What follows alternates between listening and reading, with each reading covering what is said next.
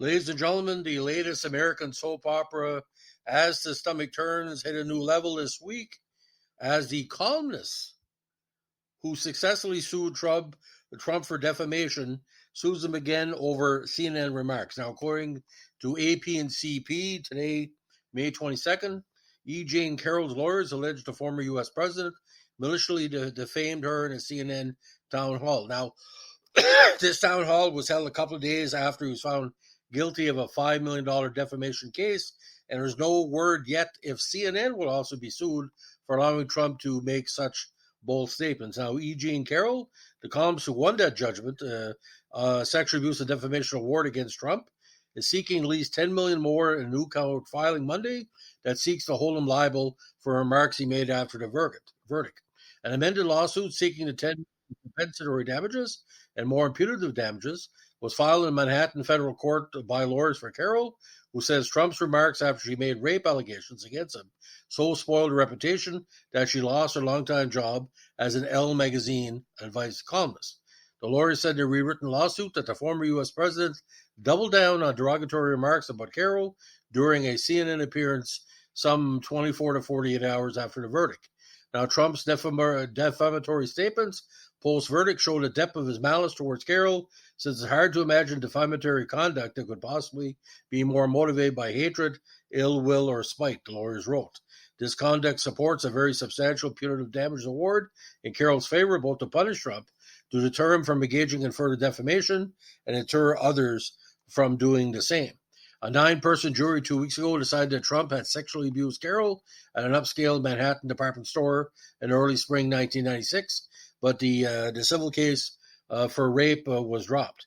Now, Carroll, who testified during the trial, first revealed her claims that Trump raped her in a dressing room in a 2019 book, but the jury rejected that claim. Joe Tacopina, a Trump lawyer, declined to comment on the new claims.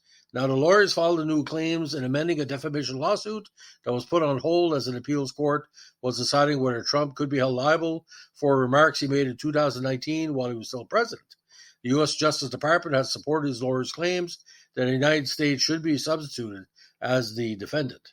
Now, in a new claim, Carroll's lawyers said Trump, undeterred by the jury's verdict, persisted in maliciously defaming Carroll yet again the next day during a town hall event hosted by CNN.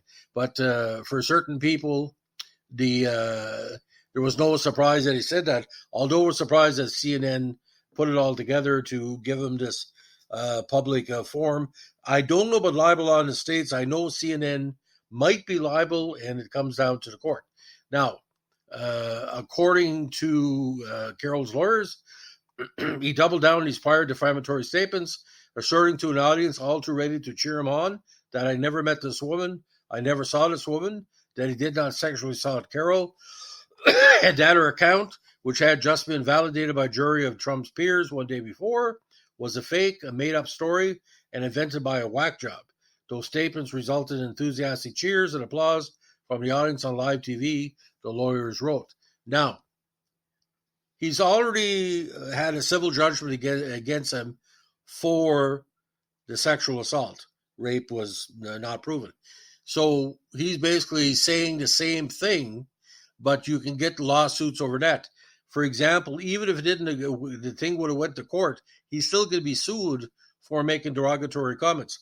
Like Mrs. Carroll, she's a public figure. I'll give an example of what I mean. In 2008, a visitor to our newspaper Facebook site was making fun of me because I told one of the posters the reason why his region did not have high speed because it wasn't an incorporated area. He took me with curses, he took me defamatory comments, and we told him either you take the comments down, we will call the cops and we will sue you. And of course, he had to take the comments down. But these are comments of public record. I know in Britain, the Commonwealth liable for that type of thing in Canada is a little bit different. I'm not an expert, but it'd be interesting to see how it plays out. By the way, we provide this information as a public service.